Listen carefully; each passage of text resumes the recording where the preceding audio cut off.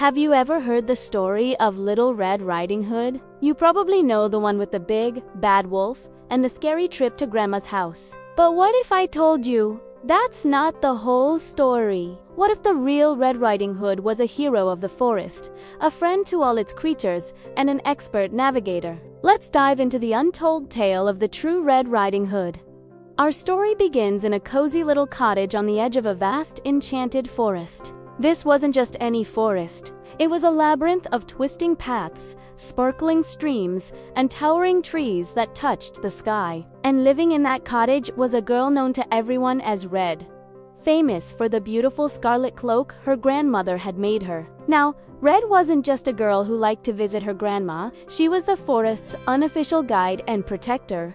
Ever since she was little, she'd explored every nook and cranny, every sun-dappled clearing, and every mossy hollow. She knew the forest better than anyone. She knew which streams were shallow enough to cross, which berry bushes were safe to eat from, and which paths led to the most beautiful views. So, she decided to use her knowledge to help others. Red spent her days creating the most amazing maps. These weren't just lines on paper, they were works of art, filled with drawings of landmarks, like a uniquely shaped oak tree or a cluster of glowing mushrooms. She marked the safest routes for travelers, pointing out where to find fresh water and where to watch out for patches of slippery moss. Merchants, travelers, and even other children would come to her cottage for one of her special maps. They called her the Forest Helper, and her maps were like treasures. One sunny afternoon, while delivering a basket of goodies and a brand new map to her grandma, who lived deep within the woods, Red heard a rustling in the bushes. Out stepped a large wolf. But this wolf didn't look big or bad.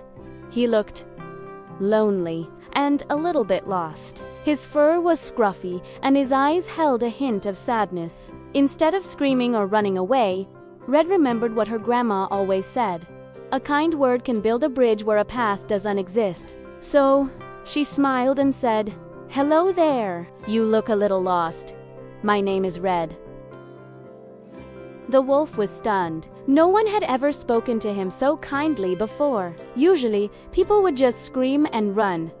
Hesitantly, he replied, I'm just hungry, and I don't know my way around this part of the forest. Everyone is afraid of me." Red's heart went out to him. She saw not a monster, but a creature who was misunderstood. She opened a basket and offered him a freshly baked bread roll. "Here," she said, "you must be starving. And as for being lost, well, you've come to the right person. I make maps." The wolf, whose name was Fen, gratefully took the bread. As he ate, Red sat with him and they talked. She learned that Fen was new to the area and was having trouble finding food and making friends.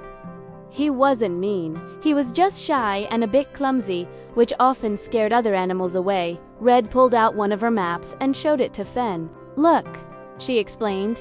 "This part of the forest is full of berry bushes, and the river over here is a great spot for fishing. You just need to know where to look." She spent the next hour teaching him how to read her map, showing him all the secret spots she knew. From that day on, Red and Fen became the most unlikely of friends. Fen, with his keen sense of smell and hearing, became Red's partner. He could detect a storm coming from miles away, or hear a tiny rabbit caught in a thicket. Together, they were an unstoppable team of forest helpers. One day, a family of squirrels came to them in a panic. Their winter storage of nuts had been washed away by a sudden downpour. They were distraught, worried they wouldn't have enough food for the cold months ahead. Red calmed them down. "Don't worry," she said. "We'll figure this out together." She remembered a grove of hazelnut trees on the other side of the forest that most animals didn't know about, but the path was tricky.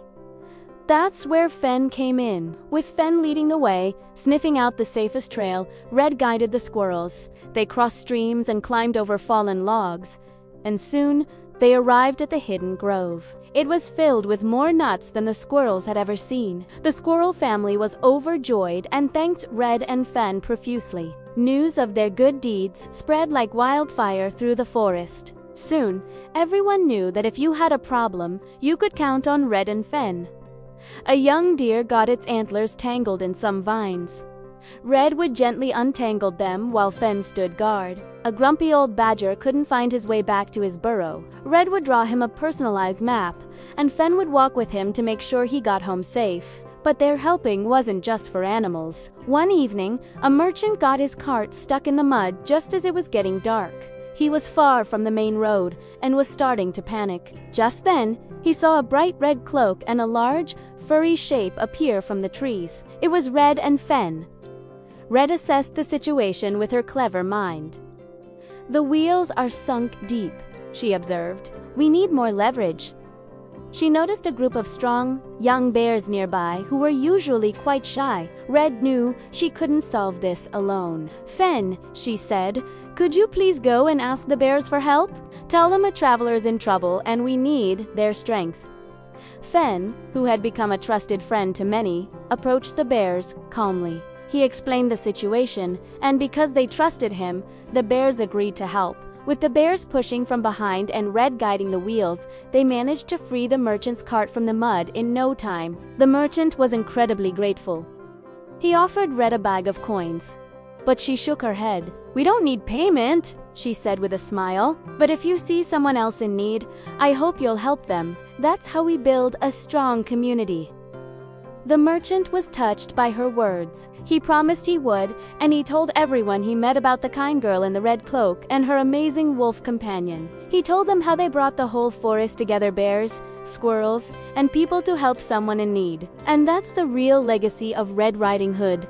It's not a story about fear, but about courage and compassion. It's about how one person, armed with a little knowledge, a kind heart, and a willingness to communicate, can change everything. She taught everyone that the strongest communities are built when we help each other and aren't afraid to ask for help ourselves. Her friendship with Fen showed the forest that you can't judge a book or a wolf by its cover. Understanding and empathy can turn a potential enemy into your greatest ally. And tear maps, they weren't just about finding your way, they were about connecting everyone, making the big, wide forest feel a little more like home. So the next time you think of Little Red Riding Hood, don't picture a scared little girl. Picture a hero, a cartographer, a friend to the friendless, and a helper to all. Picture a girl who knew that the best path through the woods and through life is the one you walk together. Thanks for watching and discovering the true story with me. If you enjoyed this tale, don't forget to like, subscribe, and hit that notification bell for more stories that challenge what you thought you knew. See you next time.